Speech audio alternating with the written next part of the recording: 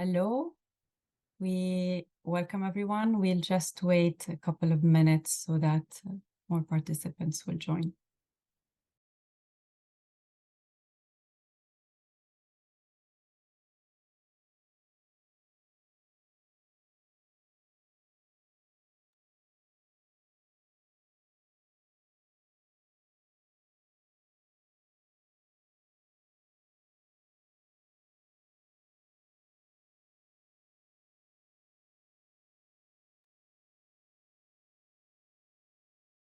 Hello, we are just waiting a couple of minutes.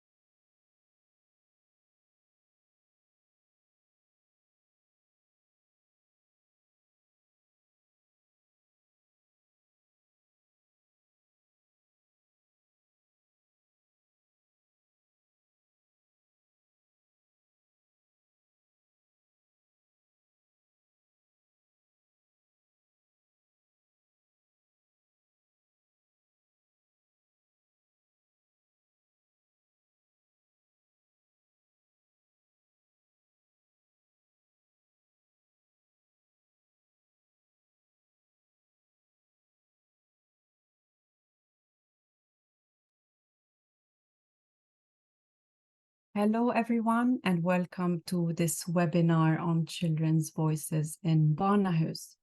My name is Laura Dawood, and I will be the facilitator of this webinar. I will start by briefly mentioning some housekeeping rules. First of all, participants enter the webinar automatically muted and with their camera off. And we are recording this webinar, so Zoom will ask for your consent in a message. The recording will be available afterwards on the Child Hub platform. And if you have any technical issues, please feel free to use the Q&A section. Also, throughout the webinar, you'll be able to use the Q&A function to pose your questions, and we'll take a moment at the end to answer them.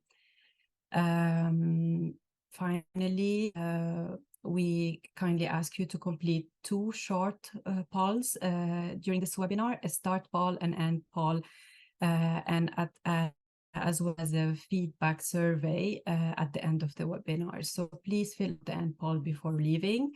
As for the survey, it is an evaluation survey used in the context of the EU projects, and that can be completed after the webinar. So please wait for the related information that will be shared at the end of the webinar. Before starting the intro poll, we'd like to make a short round of introduction of the participants. So we invite you to write in the Q&A your name, your organization, and where you come from. Please do that in the Q&A if possible.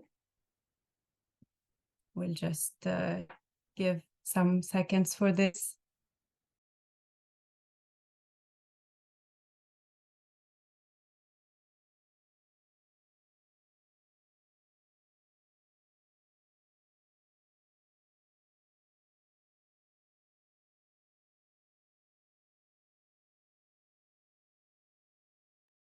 Super, we have some answers already. Then we'd like to start with the intro poll. So I will ask my colleague Iniko to introduce the poll. So we have 3 questions. We would appreciate if you answer them, and we'll give a couple of minutes.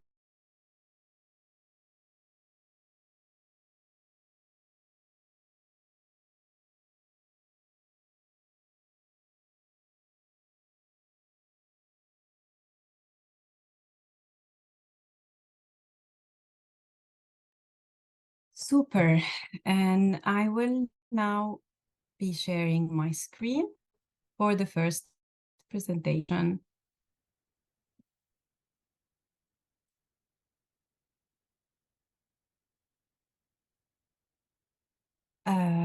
So this webinar is organized in the context of Journeys project, which is co-funded by the European Union and involves 8 partners, which you can see on this slide. The Journeys project seeks to improve access to child-friendly justice, protection, and recovery for child victims and their families through the provision of a safe, informed, and participatory pathway through Barnahus. Today, we will focus on voices in Barnahus, and specifically Barnahus Quality Standard 1.2 on child participation, which is central to the work that is carried out in the context of the Journeys project, including our work to develop a working method in Barnahus that ensures that children are heard, feel comfortable and safe to participate effectively, as well as practical and child-friendly tools, an app and a child log to inform child victims and caregivers and to log in their journeys through Barnahus. With us, we have Olivia Lind Haldorsson, head of the Children at Risk Unit at the Council of the Baltic Sea State and president of the Promise Barnahus Network, who is the author of the Barnahus Quality Standards. We also have Louise Hill, head of Policy, Evidence, and Impact at Children First in Scotland, and co-author together with Professor Laura Lundy and Dr. Mary Mitchell on the publication Building a Culture of Participation in Barnahus, Implementing Children's Rights to Participate in Decision-Making. And we also have Beata Wojtkowska, coordinator from Barnahus Network in Poland, and Aoife O'Malley, manager of Barnahus West in Ireland. I would really like to encourage you to post in the Q&A your specific questions so that we address the things that you are here to learn about. Please do let us know what you would like what you're interested in hearing more about, so that webinar is as useful as possible for you. I will now hand over to Olivia, who will moderate this webinar and give us a brief introduction into Barnahus Quality Standard 1.2. Please go ahead, Olivia. Hello, everyone, and welcome again to this webinar. I will take a couple of minutes just to talk about Barnahus Quality Standard. And as all of you know, the Barnahus model is recognized as a leading model for multidisciplinary interventions and interagency collaboration for child victims and witnesses of violence. And to ensure that the Barnahus don't depart from the international legal standards and core principles, such as, for example, evidence-based practice that are inherent to the Barnahus model, we have developed the Barnahus Quality Standards through a collaborative process involving practitioners and experts from across Europe. And the standards guide the operating procedures of Barnahus, and they cover, for example, fundamental principles such as the best interest of the child and child participation. It covers organization and collaboration, such as joint case management. And if you're more interested in that, our first Journeys webinar dealt specifically with joint case management. And they also include standards that guide practice in all areas of intervention, including the child interview, physical health, and therapeutic interventions. And the standards also provide guidance on building staff capacity, as well as prevention work, such as collecting data, sharing information, and building knowledge with important stakeholders. And if you're interested in a full presentation of the Barnahus Quality Standards, you can always visit our website, which is simply barnahus.eu, where you can find the Barnahus Quality Standards in several languages and a series of webinars looking at the standards and other issues. And I can see a slide which says thank you, but I believe that we should go back to the previous one. Not that one, next. Thank you. So, but today we're here to talk about child participation in Barnahus, and I would like to take just a minute to look at standard 1.2, which concerns child participation. It's really important to note that this standard is one of our cross-cutting principles and activities, so it has implications on the implementation of all the work in Barnahus and for all the standards. And many of the standards also include specific elements to promote child participation. For example, we have standard 8, which concerns therapeutic interventions. There we can find a specific standard saying that children should be provided with opportunities to influence the timing and form of the therapeutic services offered to them. But if we go back to this standard 1.2, it is the core standard on child participation. And it draws on the UN Convention on the Rights of the Child, Articles 12 and 13, and it is inspired by the UNCRC's general comment on child participation. And as you will see, it says that children's rights to express their views and receive information should be respected and fulfilled. And in sum, this means that all children who are involved with Barnahus have the right to express their views and have them giving due weight, both at an individual and a collective level. And there are a few indicators that you can see here on this slide for achieving this. For example, it's really important that staff receive training on how to communicate, listen, and information with children that is adapted to their age of development. And throughout the services, children and their non-offending caregivers should be opportunities to influence the location and the setup of interventions. Children should also be provided with opportunities to give feedback about their experience in the service. And of course, in order for children to exercise their rights, information should be routinely given to children adapted to the age, language, development, and special needs of the child. And special efforts should, of course, be made to ensure that children with special needs or disabilities have the same opportunities to be heard and receive information.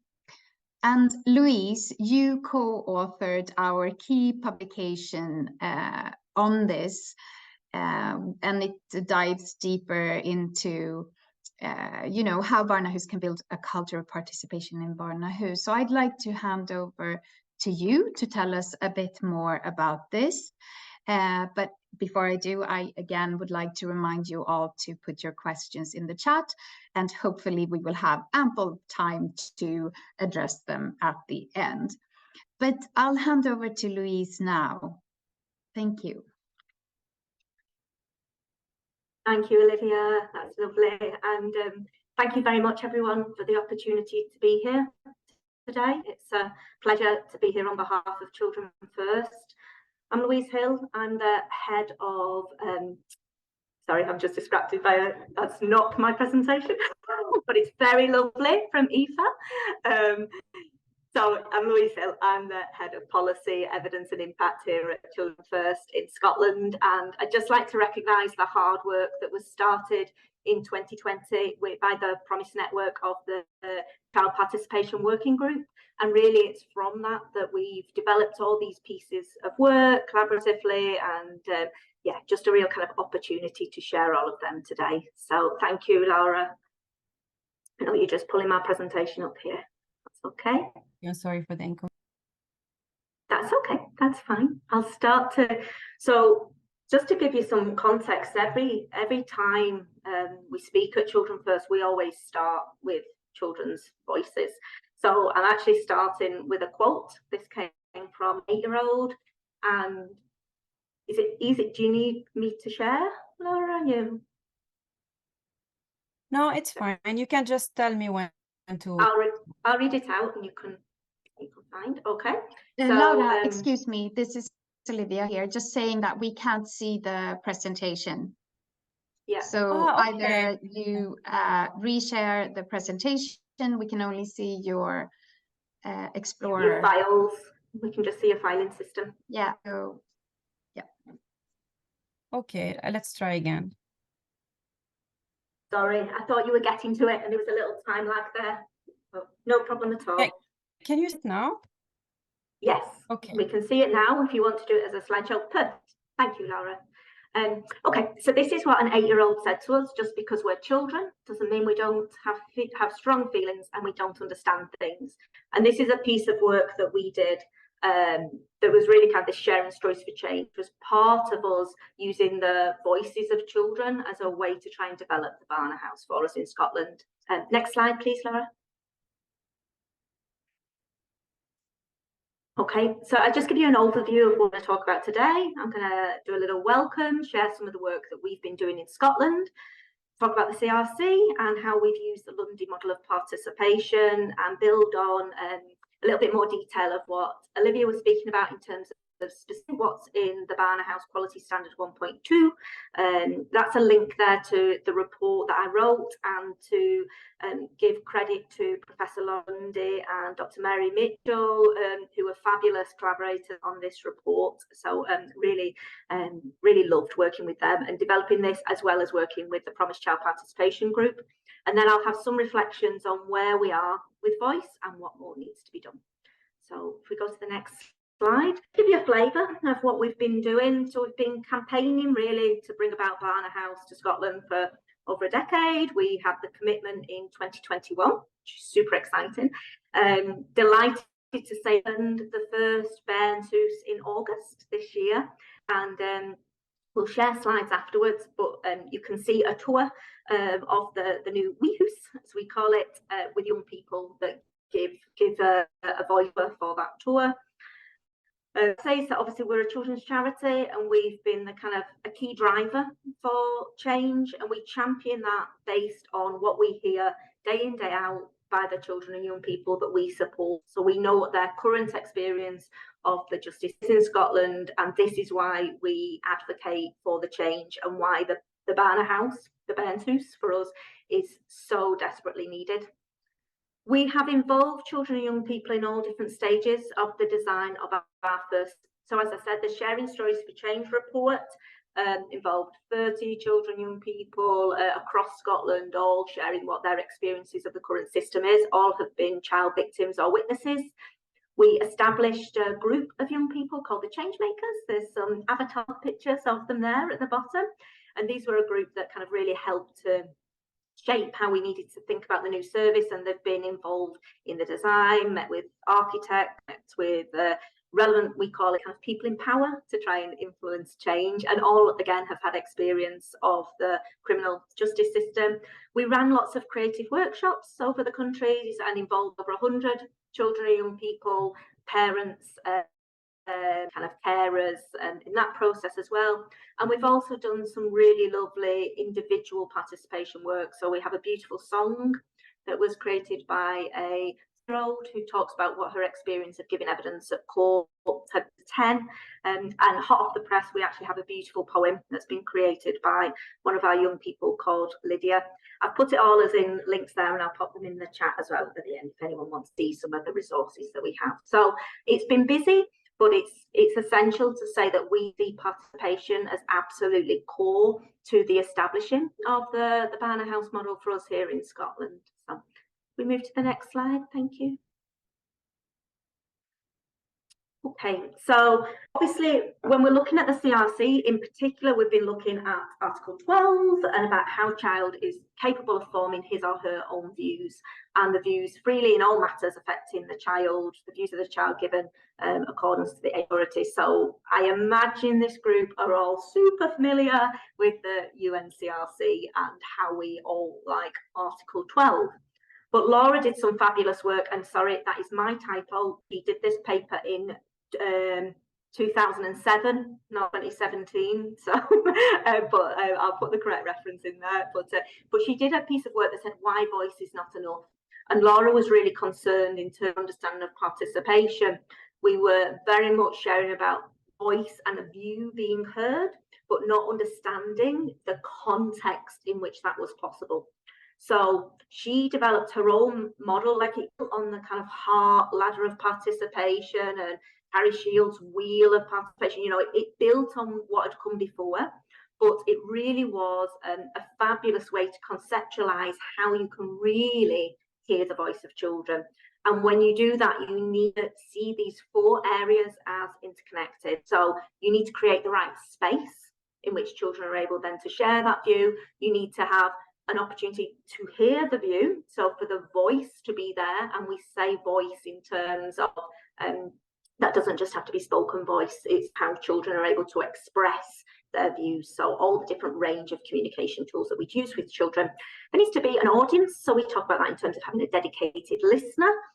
So someone needs to listen to what children are saying, and then they need to act on. And what's really crucial with this model, if we move to the next slide, Laura, this will help for people to conceptualize it, is what's really important in what Laura's done is it's not just about the individual child, it's actually, Article 12 is also for groups of children. So it involves what we talk about as collective voice. So that's in service design, it's in policy making, it's in legislation, okay? So it's not simply how one individual child goes through this kind of circular process, but we look at it in terms of how that works for collective voice.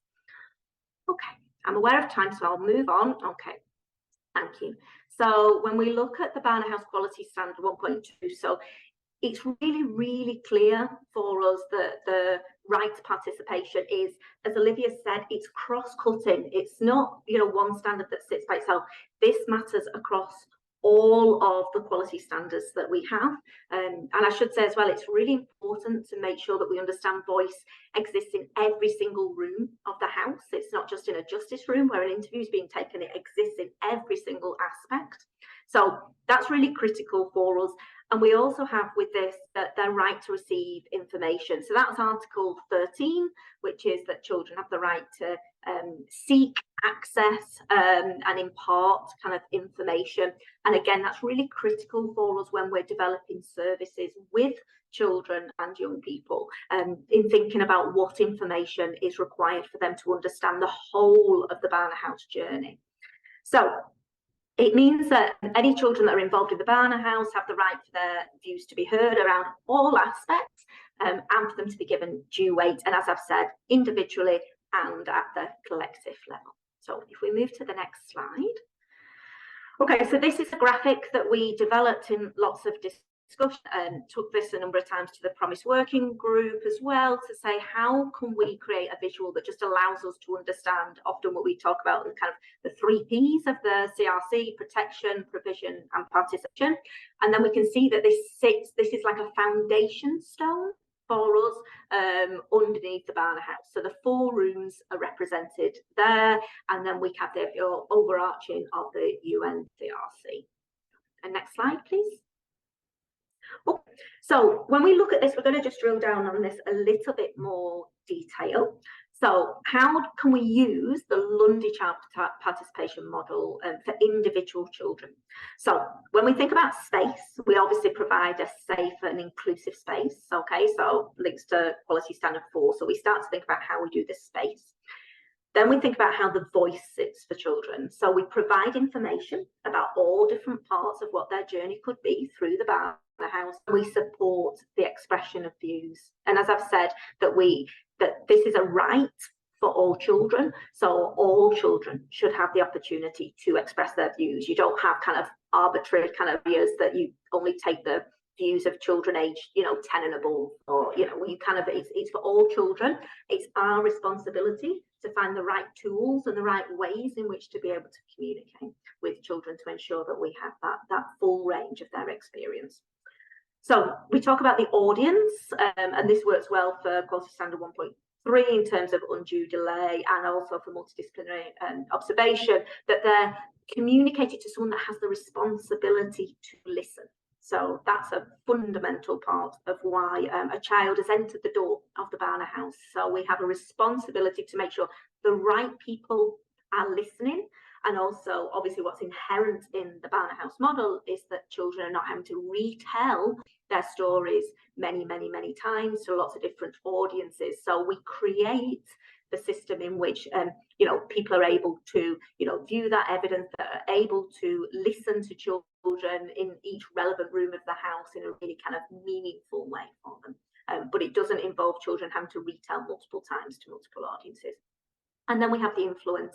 So we talk about that we have a commitment that children's views are listened to, change happens as a result of that. Obviously, sometimes it's very obvious change that needs to happen when a child has disclosed, for example, sexual abuse, but it is that then change happens after hearing those views. But that can be a little view about something, it can be a really big view, so it's that whole range. And we also talk about that children need to always receive feedback. What has happened to their views? So what's happened where their voice has been heard and why? And that's a really critical person. So that is why it's so essential in this model to have a support person, to have someone that has a trusted relationship with that child and young person throughout the journey, because they're often able to be that bridge to explain what's happened with their views as we go forward, and why that might be. And obviously that's particularly important if there's a decision not to proceed with a criminal case, and that's often very, very confusing for children why that's happened. So we can really consider an explanation of why sometimes things out with the child's control, but why different decisions might be made. Okay, we'll move on to the next slide, please. So this is a really important aspect of the paper that we wrote as well. So there's a lot more detail in the paper, obviously, for everyone that's interested to read a little bit more on this, but about how we do this for groups of children. So in the design of a Barnahus, it would be really important to try and develop, again, a safe and inclusive space for children to express their views. So is there a place in which children can come together as a group? They might want to work on a whole range of different things that they might want to share their views on. They might be involved, for example, in recruitment of staff. They might be involved in developments of different aspects of the service. They might be involved in speaking to politicians about what change is needed. They might have a particular topic that they're interested in, that they, for example, want to raise the profile of online harm to children. So they work together as a group on that. So the group space is really important. Again, for their voices to be heard in that process, they need information about what being involved entails, what that would mean, and they might need to be supported in the expert views. So again, that importance of it being fully inclusive.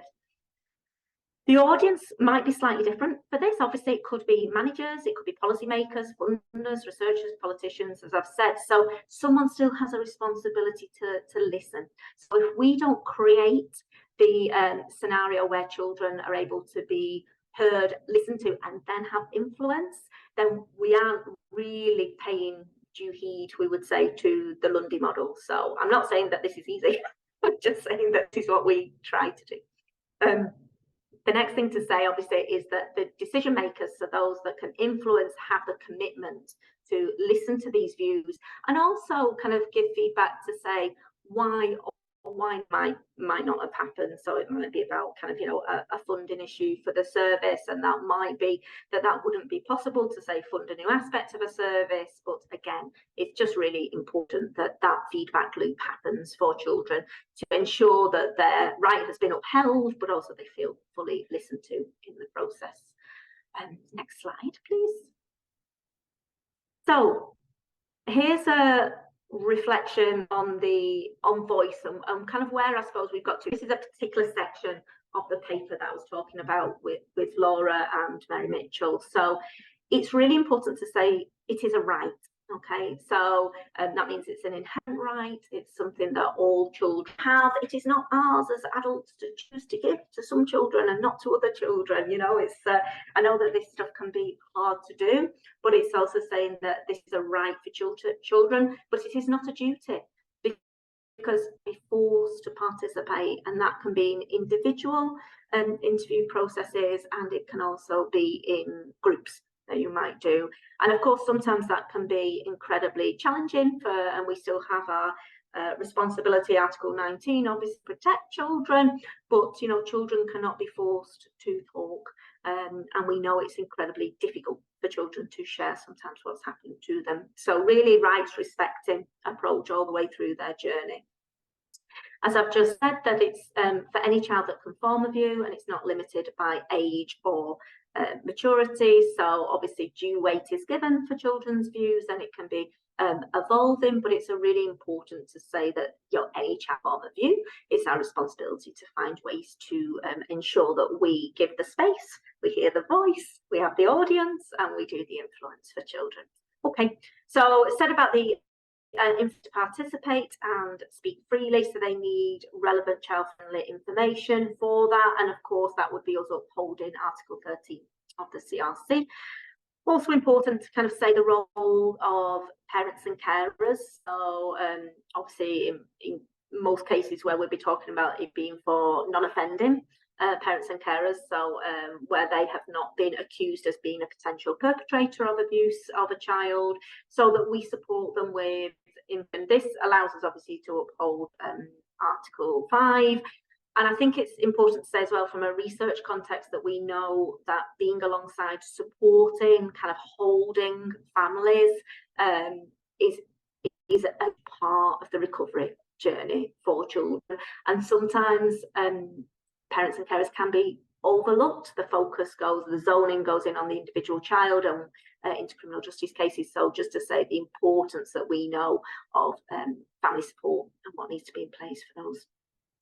Talked about the importance that we see individual voice in all rooms of the Barnah House. So we might want to think particularly about how we're recording voice with the forensic view, but you know, just to be really clear that the way that we understand the Lundy model of participation is very much that is only one room in the house, that children's voices are heard around all different aspects of the criminal investigation, but also child protection proceedings, anything that's around their recovery support, mental health assessments if that's appropriate in your context. So you know, all those different aspects of the rooms in which children could be heard, that's really relevant. And when we talk about collective voices of children, again, about the design of services and staff and skills. So it could be one, it could be national, and it could be about just an issue that they feel incredibly motivated. And then a final reflection was just obviously choices of how those views are communicated. So we do an awful lot around children that would express their views in different ways. Obviously children that have a younger age, that we obviously adapt the ways in which we're able to communicate for children to still have their voices heard. So we create the right space for that. We use play therapy, a whole range of things that we can really consider, but also that we can have creative expression as well. And in our experience in Scotland, when we've created opportunities of how children want to share their voice around their own experience of justice and child protection systems and how often they want change to happen, they have chosen creative methods, which is why we've got poems and songs as well that we want to share. Next slide. So that's it. It's a whistle stop, really. Sorry, a whistle stop tour of everything that we've been covering, but I'm really aware of time, so I'm trying to keep to it and give my other lovely presenters proper time to discuss everything. That's my contact details. We'll share copies of the presentation so you have all of the resources, and feel free to ask some questions. I'll look at the chat now. Will, and please feel free, anyone that would like to be in touch. Thank you so much, Louise, that was really great. And I do encourage everyone to go to our website and download the publication and read it. It has also a lot of practical examples of how you actually can work in this way. And I just want to note that I have two super interesting questions for you in the Q&A. And I would really like all our speakers to kind of mull over them. We'll come back to them at the end. But I think that there's one question there, you know, that really speaks to your point about this is not just about hearing children in the interview room, it's only about the disclosure.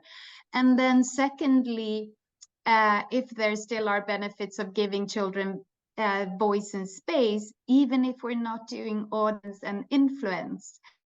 Back to those, I'll let you mull over them. Good questions. Thank you, Olivia. Start to think about typing your answer. Thank you, Orla. Those are two really, really good questions.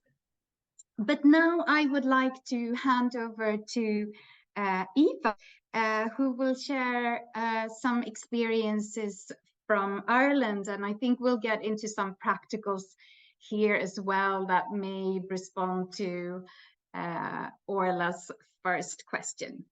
Go ahead, Aoife, and I think we will ask Laura to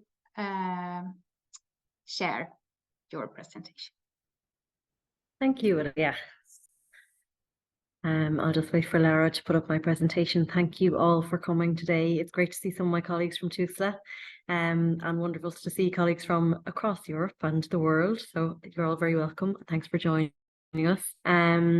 So just while Laura's putting up the PowerPoint there, I'll explain, I suppose, who I am. I'm the manager of Barnahus West. I'll try to speak slowly. I have a tendency to speak very quickly, so please let me know if I'm going too fast. So Barnahus West is the pilot site for Barnahus in Ireland, and we are an interagency response to child victims and survivors of sexual abuse. So we incorporate health services, child protection services and the police in Ireland, and we cover the west coast of Ireland. So for those of you familiar with Ireland, we're from Donegal down as far as North Tipperary, but we're based in Galway City. So I'll talk to you, I suppose, how we next slide, please, you're grand. I'll talk to you about how we implement the Lundy model as part of our own child and our own participation strategy in Barnahus. So as Louise already mentioned, and Olivia too, we use space, voice, audience and influence, just as was previously explained. So I won't need to explain those too much. So next slide, please. So just to give some of the background, and again, as already mentioned, we're really supported by the Barnahus Quality Standards. And when we were pulling together the service back in 2019 is when we were launched. Thank you, Olivia. When we were launched in 2019, we really, I suppose, dove into the quality standards and wanted to see how we can best implement them in how we set things up in Barnahus in Ireland. So really, standard 1.2, very important when we're looking specifically at child participation, and it is a cross-cutting activity. So we really wanted to implement a culture of child participation across everything that we did in Barnahus. But I suppose another cross-cutting activity under the quality standards is multidisciplinary and interagency collaboration. So what we decided to do was pull together an interagency group, and we became the participation reference group. And we were the ones who led out on development of our own participation strategy. And we were very much inspired by TUSLA, so the Child and Family Agency in Ireland, TUSLA. And it has developed its own child and youth participation strategy. We were very much inspired by that, but we felt like we needed something specific for Barnahus and specific for an interagency group. Of course, quality standards 4, 7 and 8 impact on our work too. So having a child-friendly environment, incredibly important. And I suppose that feeds into the space element of the Lundy model. And then under medical exam and therapeutic services, we must be hearing, I suppose, enabling children to influence their own appointments, the setup of services, how services look, and so on. So we use this group and this strategy to pull together these quality standards and really implement a culture of participation across the board. There's a photo of our lovely interagency team there. So yeah, we can move on, or some of them anyway. So the Barnahus West participation strategy, like I said, we implemented the Lundy model. we felt like it was the most fitting for our service. And I suppose what we learned, the more we learned about the model, the more we realised we needed to consult with children and work collaboratively with children in the actual setting up of the strategy. It wasn't just about us going away and writing a strategy and asking children for their feedback on it. It was about them being involved from the very, very beginning in the development of the strategy, and we consulted with a group. I know my colleague Cora is here, who's involved with the group, and she has been a fabulous support to us.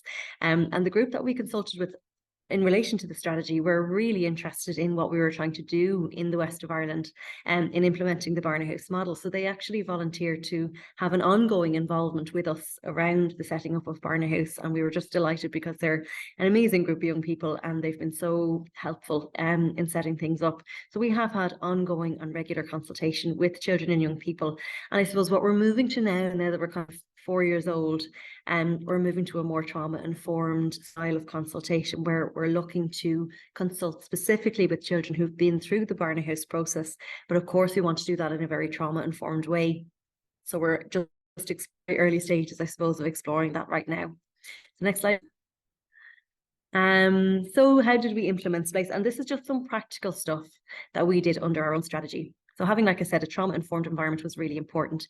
Some simple things. The design of most of our building was influenced by children and young people. When you walk in, the reception is the bottom right photograph there. When you walk into Barnahus, there's no sharp corners. There's a curved wall on your right-hand side, so it doesn't feel like somebody is hiding behind a corner going to jump out at you. And you can see straight through to our reception. You can see where my office is. So that's that sense of the space opening up to you when you come in.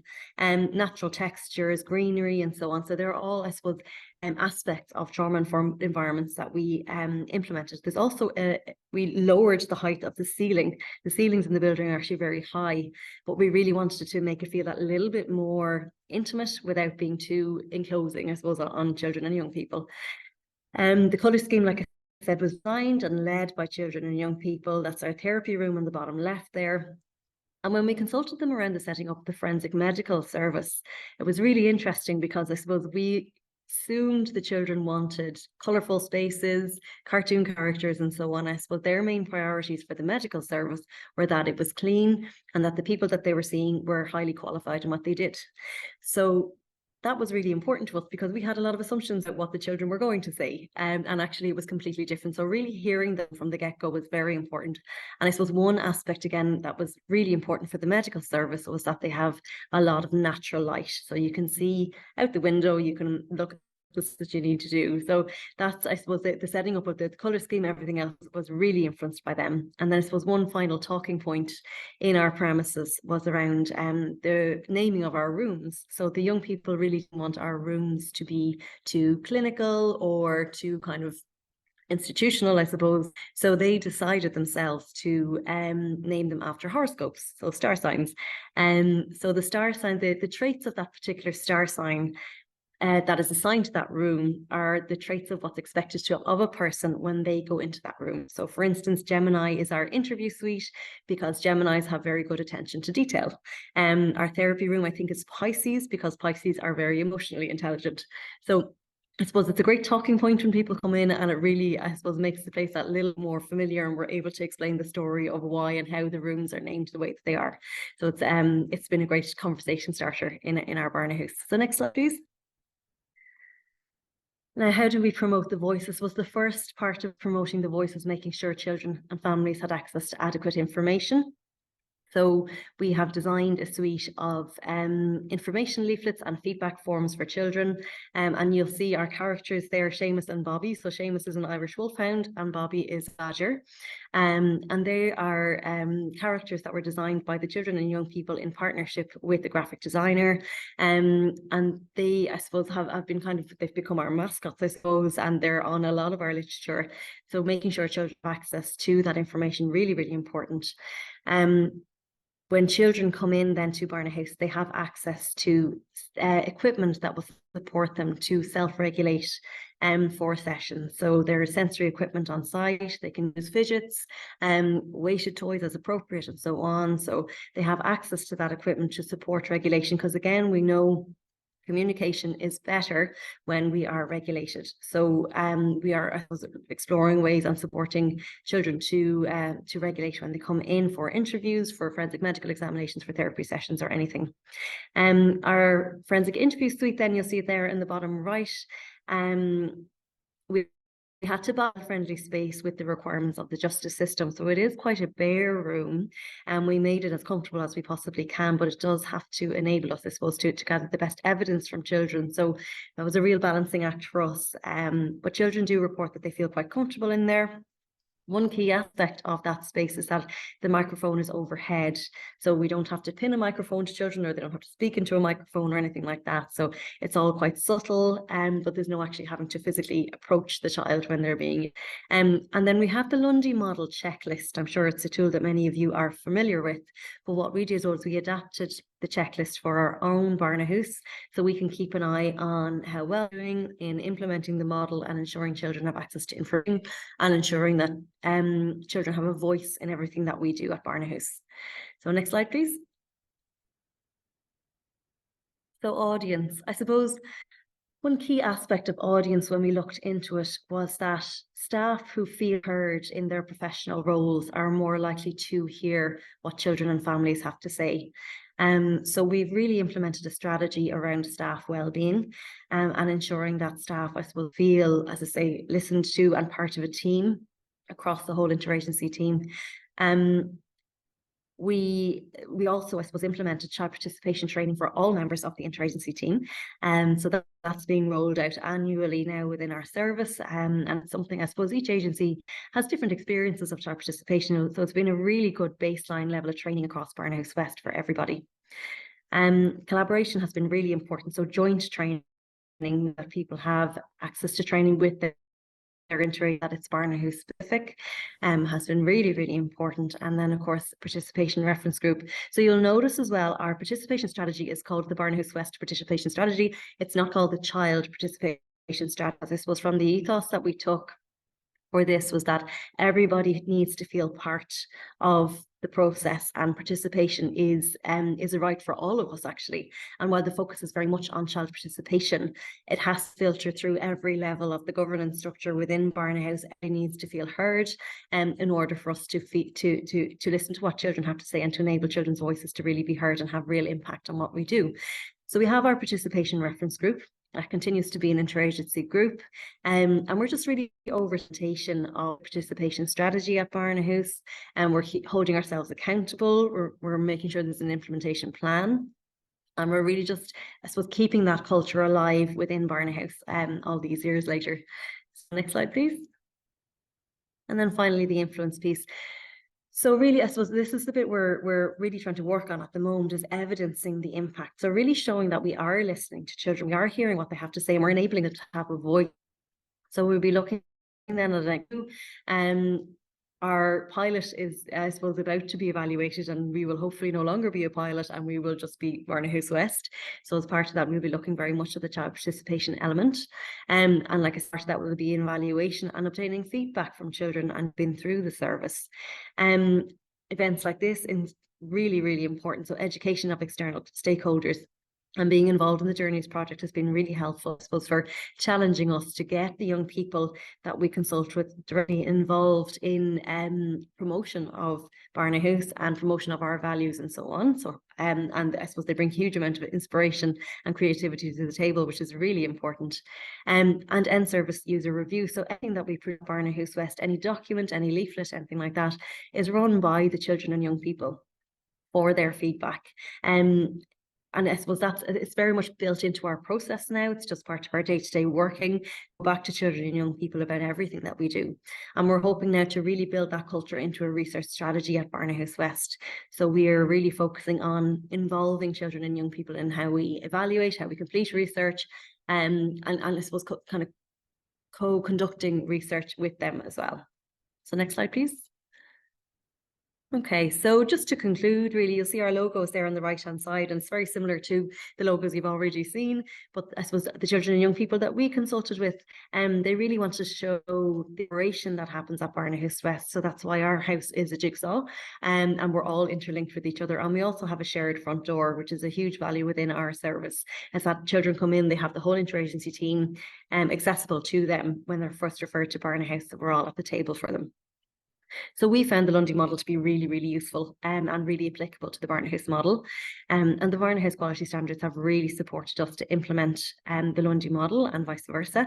The participation strategy, it has really supported interagency commitment. Everybody talks about it and everybody is familiar with the need to hear children's voices and to enable them to have a real impact on what we do. So that's a real cultural value within Barnahus West. And true child participation, it's not just tokenism, it's making sure children are involved at every step of the processes and not just producing a document and allowing them to go through it. It's about actually them co-creating documentation with us and so on. And then we have a role in supporting children to have a voice. It's really important that we all take that on. As Louise said earlier on, it's a right. It's not an option, and it's something that children are absolutely entitled to, and they have an entitlement also to say no, and we need to be hearing their no as well, which is really, really important. And then staff must feel heard. We really found, and I do believe there's research to support this, is that when staff heard, they're more likely to hear others' voices. So that's a huge element of our participation strategy. And then the ongoing commitment piece is huge. It's not just a one-off document that's sitting on a shelf somewhere. There's an ongoing reference group. We're continue to keep an eye on it, and we continue to make sure that it's really embedded in the culture of Barnahus. So thank you very much. I hope I didn't speak too fast. Thank you so much, Aoife. It's great to see your enthusiasm when you speak about these things, and also that you've kind of taken a strategic approach to this, which I think helps you to implement all the 4 elements of the Laura Lundy model.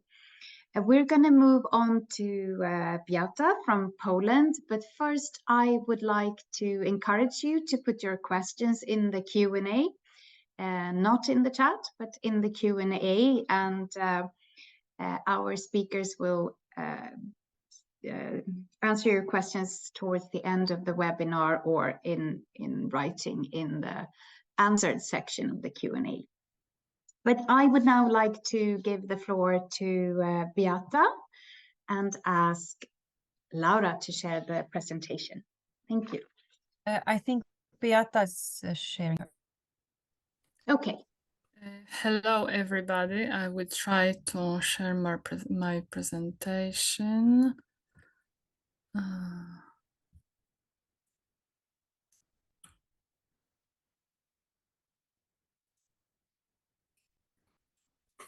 Can you see my presentation?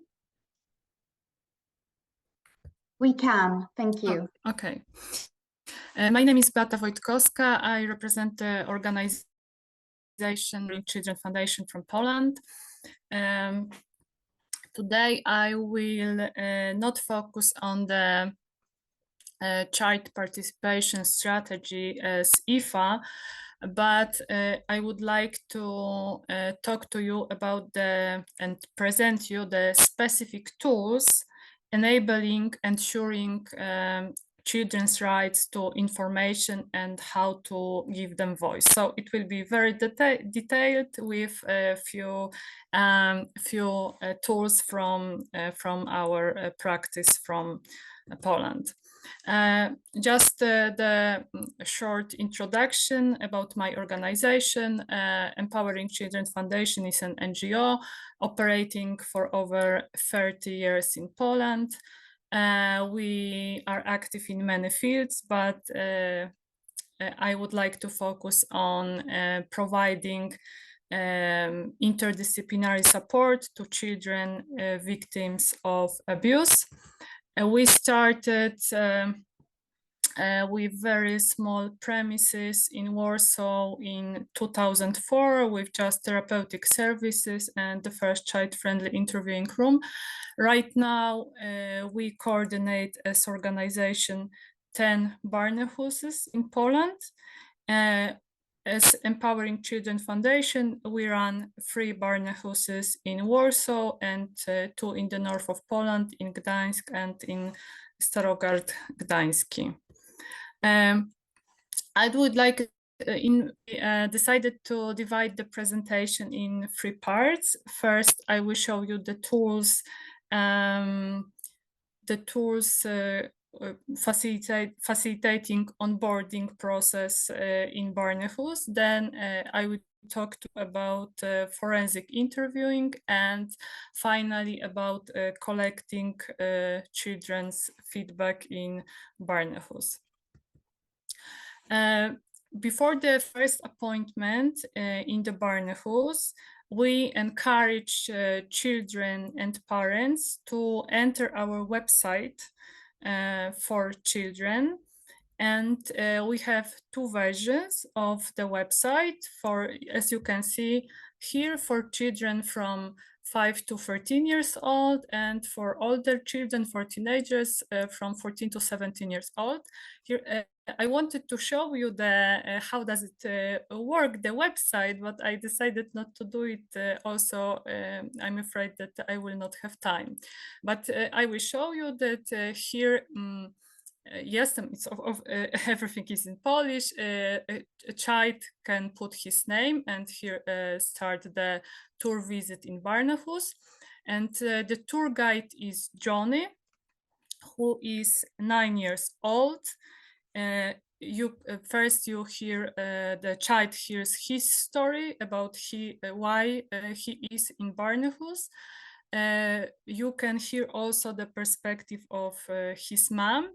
And then you can hear different specialists in 4 Barnahus rooms, and the detailed description what's going on in each room.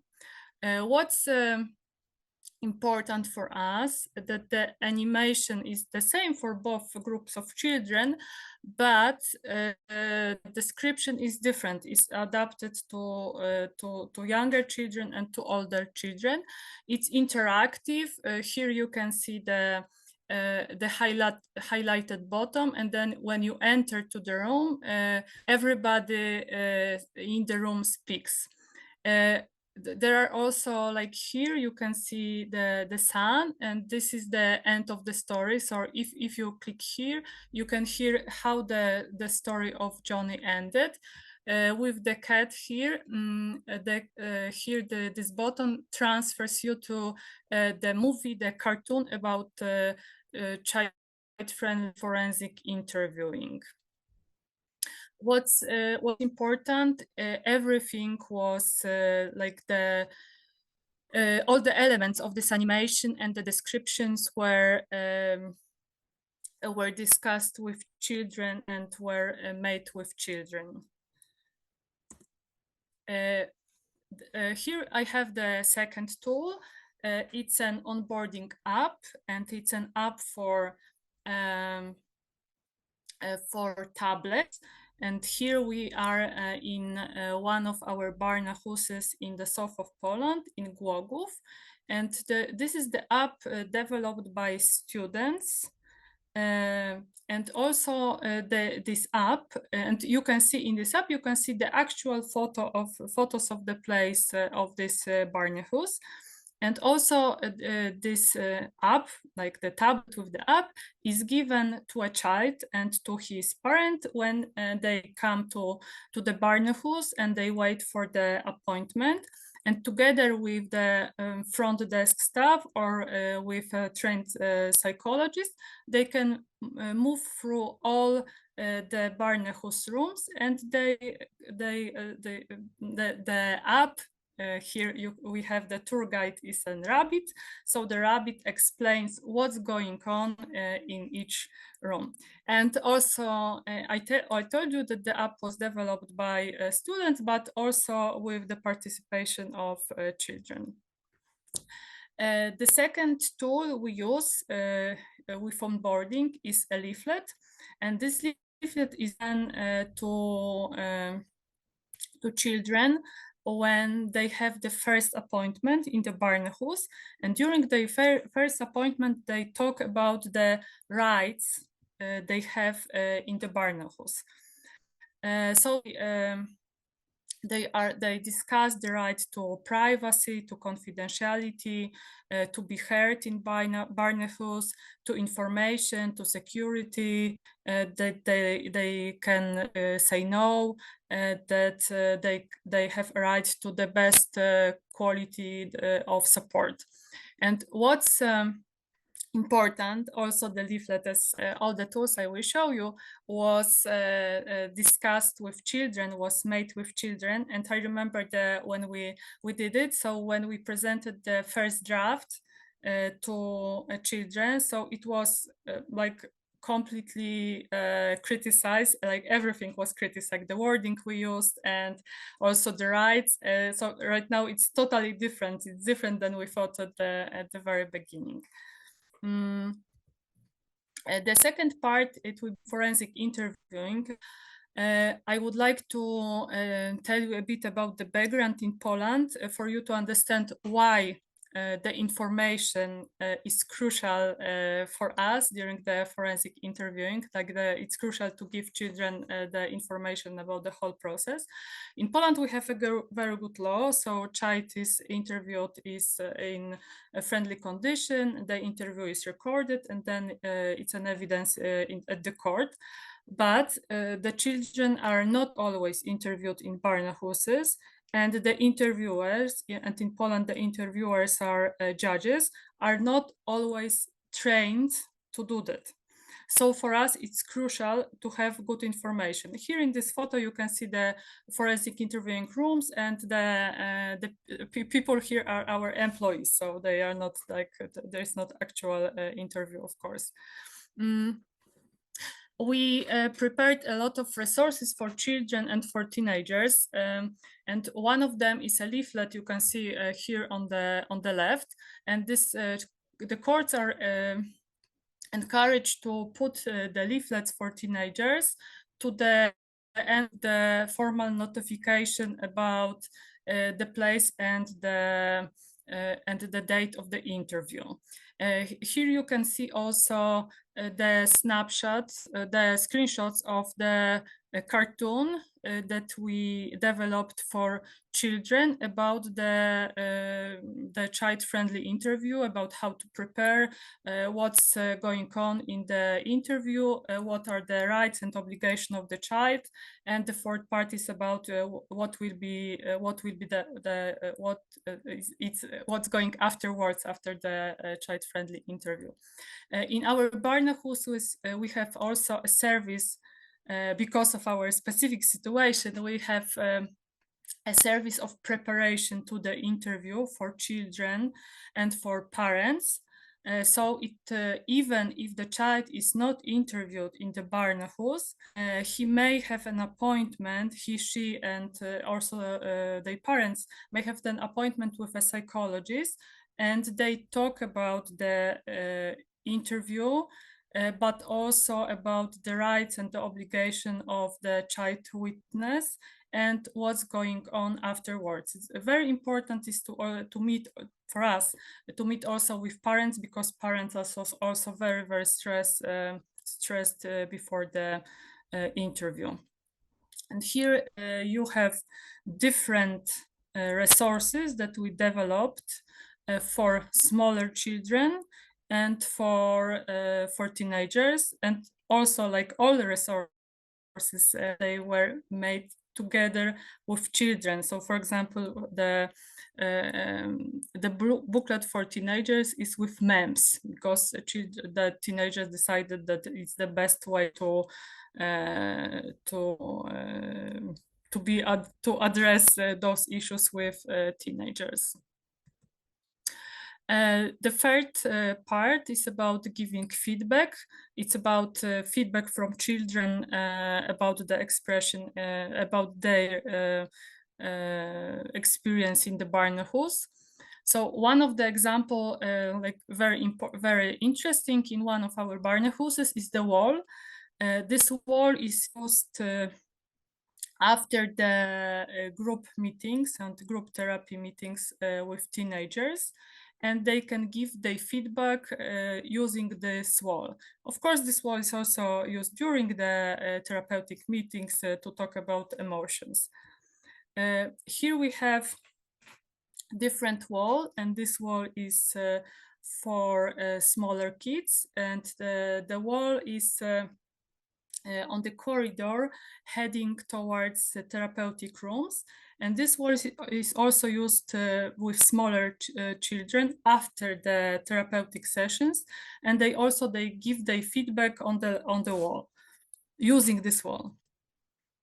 And the last resource that we use, there are satisfaction surveys, and I talk about it because this is a very important resource for us. And we used to have, before pandemics, we used to have paper ones, and they were only for teenagers, very descriptive ones with a lot of questions. And right now with tablets, and it works better for children and for teenagers. And we have two versions for smaller children with emoticons, and they can also draw something on the tablet, but also with for teenagers like also online form, not the paper one. And of course we to make better our services. Okay, so thank you very much. I think that's all I wanted to share with you. Thank you so much for that, Beata, and for all of those practical examples that you have provided us with. We have now, amazingly, quite a bit of time for questions and answers. And while you think over what you would like to ask our speakers, I'm going to give the floor back to Louise, who's had some time to think about the first questions that we received from Orla, and then also invite Aoife and Beata to comment on those answers and the question from Orla. Thank you. Louise, yeah. Thanks, Olivia. That's fine. Orla, would you like to ask it as a question, forcing some participation here, or would you like me just to read what the actual question is? She can. Sorry, so Olivia, am I causing chaos by suggesting that? You are creating chaos by suggesting that. You're way too participatory, Louise. I know. It's unfortunately, just nicer to have a chat, isn't it? Than, you know, seeing all these little boxes of people. I know, but unfortunately, this webinar does not allow questions. Fine, Olivia. I do apologize. So you're just going to have to go for it. So, Orla, your question was about, the first question was about views being listened to and other voices being able to give feedback, and not only the focus on the forensic. So, so I suppose the principal kind of response is like, absolutely. And I think that's throughout my presentation, I was trying to say, voice isn't just around the forensic interview, because the risk is sometimes that's where we default to, because we think that that's such a fundamentally important space. What I would say from the work that I've been doing and kind of my research background is it's a fundamentally important space. Of course it is, but tends to be viewed as a really important space by professionals. But what children often tell us is that actually the interview is only one tiny part of their experience of the Barnahus model as such, you know, in terms of their own recovery journey, which, you know, certainly what we have in Scotland and the UK is that's over years at the moment, because we still actually have, you know, our criminal court cases take kind of 2 years, 2.5 years and things. So I suppose what I'd say is that it is really important that we create the right spaces, the voices, the audience and impact for children around all aspects of the Barnahus. In terms of the ways in which that can be done, that often is like the best ideas often come from children themselves, right?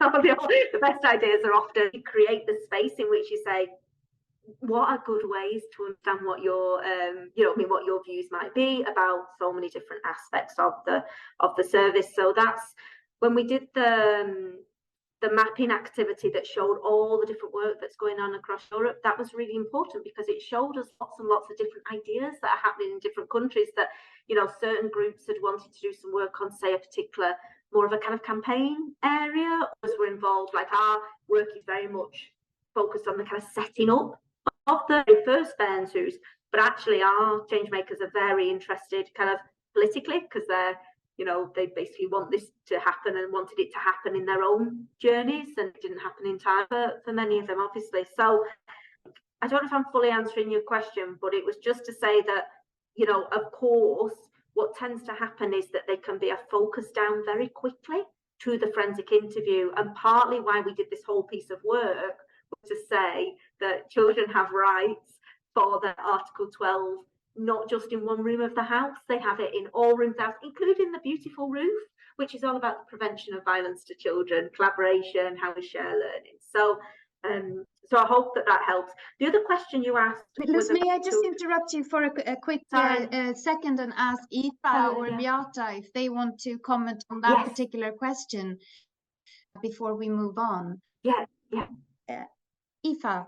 Yeah, I can add just yeah, I totally agree with everything you're saying, Louise, and I think that's all really, really important. I also think I often wonder whether we as professionals fit into the audience bit, or are we in the space bit, because we're actually part of the environment that children come into, and we need to make sure that we are accessible. And it's not just about getting the disclosure from the child or getting the interview or whatever, but we need to really practice our own self-regulation, our own, I suppose, even as agencies, as a collective, are we regulated? And I suppose, are we actively listening to what children have to say? Because if we're only focusing on getting the disclosure, then we're coming in with a particular, I suppose, level of arousal, and we're pushing that piece. Whereas if we're coming in just to hear what a child has to say, it is quite different.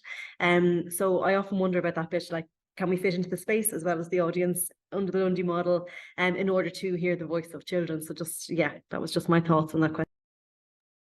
Interesting. Beata, do you also want to comment on this question? So yes, in our situation, it's even like much more difficult, and talking about forensic interviewing about the disclosure, because in reality we have influence, so we can provide space and voice and even audience in our Barnahus, except forensic interviewing. So this is like the only space that we have like not very much influence. That's why I talked about everything we do to provide information to children and to prevent the radicalization of children, because we are not sure that this is done in Poland, in courts, or even if our Barnahus, because even if the interviewing is done in our Barnahus, we can't access the interview. It's not possible for us. That's unfortunately the situation in Poland. So that like other rooms are like more not more important, but we have more influence on other room than on this one room in our Barnahus. Yeah, that's really interesting, and I hope we get a minute in the end where three of you could just list a few of your key challenges, which clearly this is one, Beata. But shall we go back to Orla's second question, because I think that is a really important question to think about. Do you want to start, Louise? Yeah, like I think it's a powerful question, Orla. So the slightly kind of challenging response, I think, back is Laura's done a lot of work on bionism. Louise, shall we repeat the question as well, in case the audience has forgotten what it was? Okay. Oh, sorry. I'll need to look at the detail. Hang on 1 minute, please. So sorry. Thinking about what you said about the Lundy model, benefits of giving children a voice and space if we are not doing the audience and influence piece, or is this tokenism? Okay. So,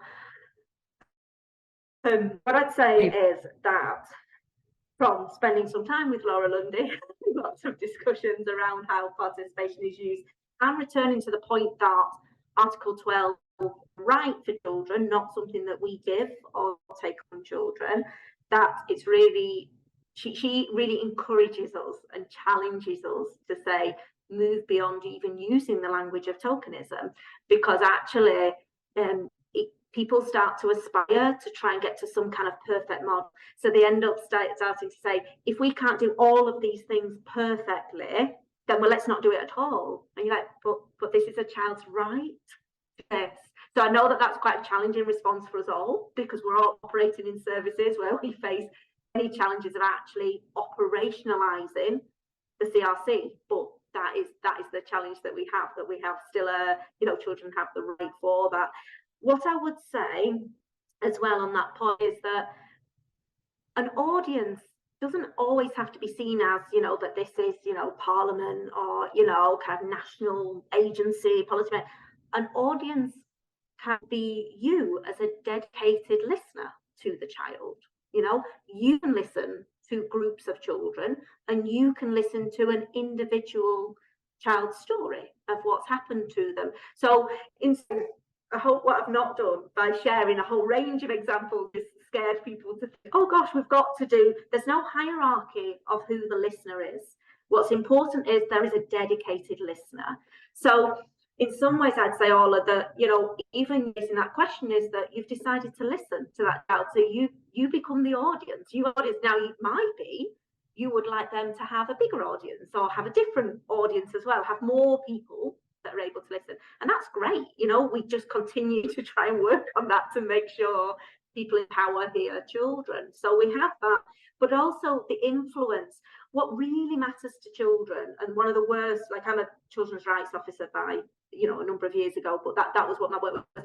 Really frustrating them is that often they don't think everything's going to magically change, right? By them sharing their views. They don't think that you're going to go, poof, it's all done, it's sorted, either family's fixed or, this is going to all what they need to know is that their views have been heard, they've had that listener, and that you let them know what happens. And that often gets missed. That's the really sad thing, that that we take these views, that we can go, ta-da, this is what children say on this, and then nobody tells them what happens. Okay, and that is what's often been missed, and that is the huge concern that Laura has and Mary has in the work that we've done together, that you're able to say, if you plan a piece of work, you look, are we doing this?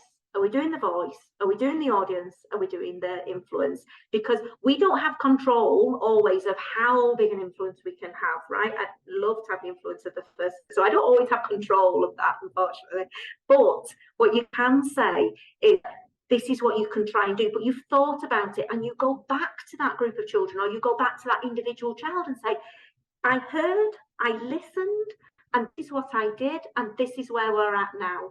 I can't go, and that process in itself, we know, makes a massive difference to children that have had power removed from them, normally through the abuse and the violence they've experienced. Having that experience of someone saying, I've listened, heard, I've acted, can't change everything, but I've come back. And it's just a level of kind of human decency and respect that we're able to do that. So we put plans in place. Anyway, that's my thought. I'll let Aoife. Thank you, Louise. That's great. Aoife, do you want to add something to this? Yeah, again, I completely agree with Louise. I really think if you think you can make a start, then you can start to create a culture. You think you're only creating the space and you're not ready for voice influence, but as Louise says, you probably are. But even if you can only focus on one thing, just doing that, I think, can create cultural shifts. And you're planting a seed for influence of all the people around you and all the systems around you. So I think it is really, really possible. So don't be afraid to just take that first step. Great, thank you. That's encouraging. Beata.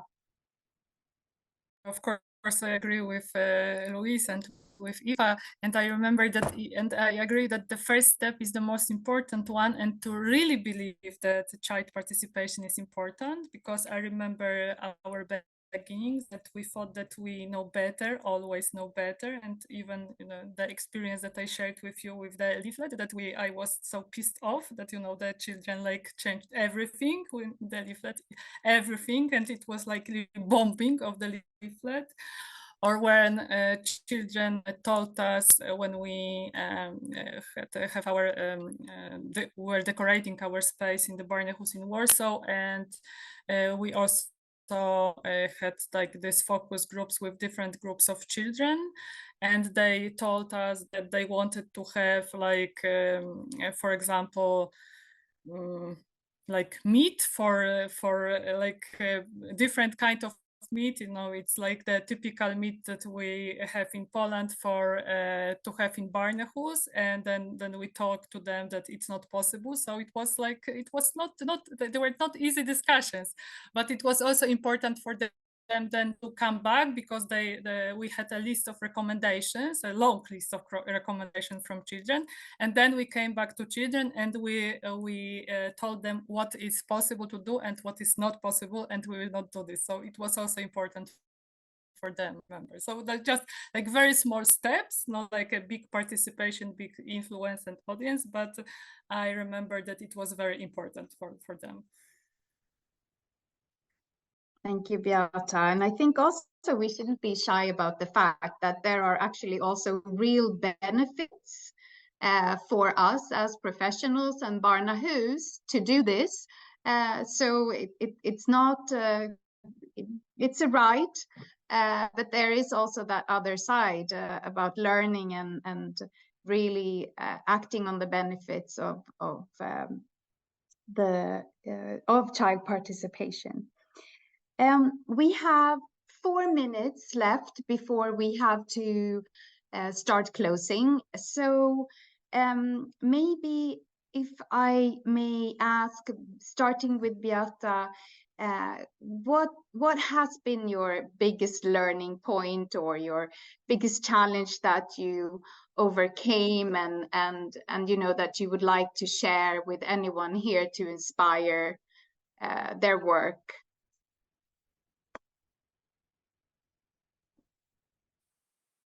I think that for us, but the system in Poland is totally different, and we have like many differences. But for me, the biggest difference and what inspired me, it was when we did the training for judges, because in Poland they are like judges who interview children. And I thought like for many years that it was just like, it was impossible job to and that it will not change anything, and the judges will not understand that the special trainings to do with children, it will really change the evidence, and it will also like it will empower them. And when I saw the first time in the waiting room before the interviewing, that there was this first like big man in the waiting room, and he was like just playing with Lego with a small boy, and it turned out it was a judge who came before and who started to play with a child just to interact with him and to get in contact. So it was like very inspiring for me, and then I decided that okay, so like everything is possible, and really it depends on us, and we can change this system as well, like from the bottom up. That's brilliant. Thank you. Because of course, obviously, it's not only about the staff who work in Barnahus every day. It's also the other professionals that come and practice in the context of Barnahus that we have to involve in this participatory culture. Aoife, same question to you. Some inspirational thoughts. My answer is not going to be as good as Beata's. I don't have judges that are coming playing Lego with the children, unfortunately, as much as I would love that. But definitely, I think for us, keeping the momentum of child participation going has been a real challenge, because there's no repercussions officially to us not doing it. Nobody's going to hold us accountable from an institutional point of view around that. So it is really up to us to keep the momentum of child participation going. It's really, really essential.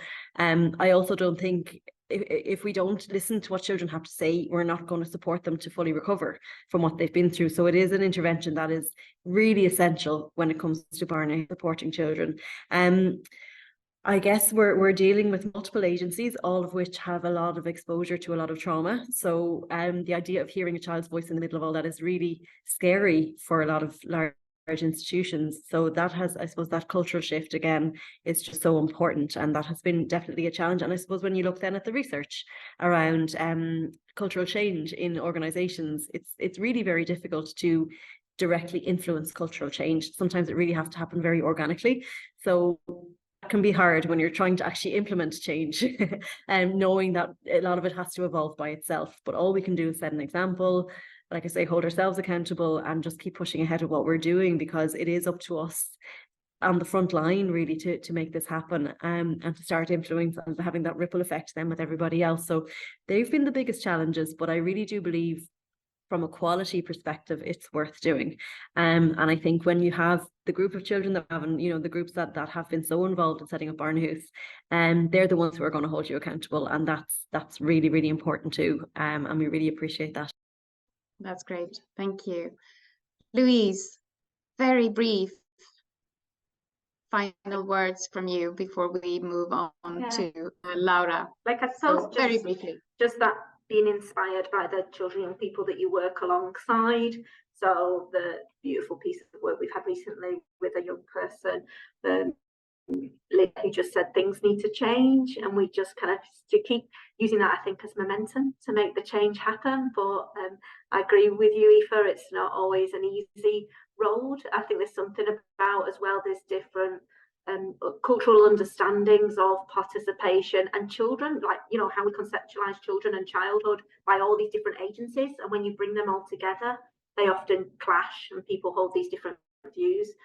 Probably a final thought for me is that what's challenging around child participation is the children that never get into the Barnahus or the Barnahus. So I worry about the children that are still silent and hidden within our own child protection processes, because we still need to find doors through which children to come through. So I think someone particularly around kind of disabled children and kind of children that can be more hidden individuals from us. So I suppose that sometimes I love doing the child participation that we do, but we do it with the children that are at some stage being involved. I've always got that eye of just thinking, who are we not able to seek the views of? I mean, who's this service they're not going to work for, because we've not actually got the opportunity to involve them in service design, and that's always going to be one of the challenges around kind of participation. I'll finish it there, but I'm always happy to discuss this with anybody who's interested. We know, Louise, you're Olivia? a star, so thank you so much. Do reach out to Louise. She's really interesting to discuss with. I'll blame you if I get lots of emails now. Listen, I want to thank the three of you for your interventions, and unfortunately I immediately have to hand over to Laura so that I can finish this webinar, but thanks a million to all of you. Thanks. Laura. Thank you so much, and thank you, Olivia, for moderating the webinar. So with this, we have come to an end to our webinar. We have only 2 things left. We'd like to ask you to participate in an end poll. We'll show 5 questions that we need you to answer. Please, Eniko, if you can share the poll.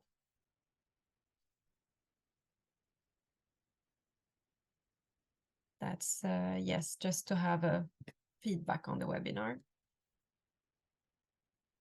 Just wait.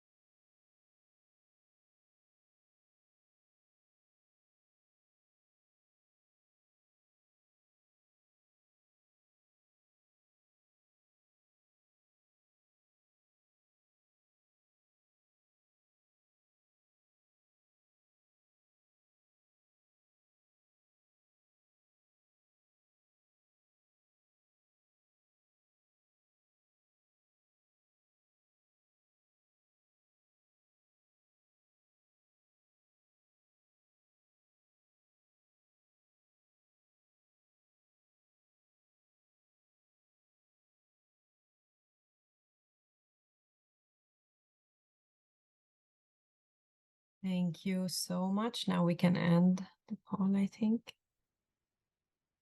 Thank you. And finally, so as mentioned earlier, we have the EU survey that we would very much appreciate if you could complete. It's on a separate link that we will share in the chat, and we will share some specific information that you need to include in the first 5 questions. And I will share again my screen with you so that you see how it looks like. And it is here. I hope you can see my screen now. So you need to enter some of the information shared in the chat regarding the project number, the type of activity, title, and the date, and then you can move on to the next step and complete it. It takes a few minutes, and we would very much appreciate if you could complete it. It would help us learn how we can improve our webinar series and also to fulfill the obligation towards our donor. I will now stop sharing. So you have the link again in the chat. And with this, I would like to say thank you so much for participating in the webinar. Today, we hope it was useful and insightful for all participants. Thank you so much. Bye.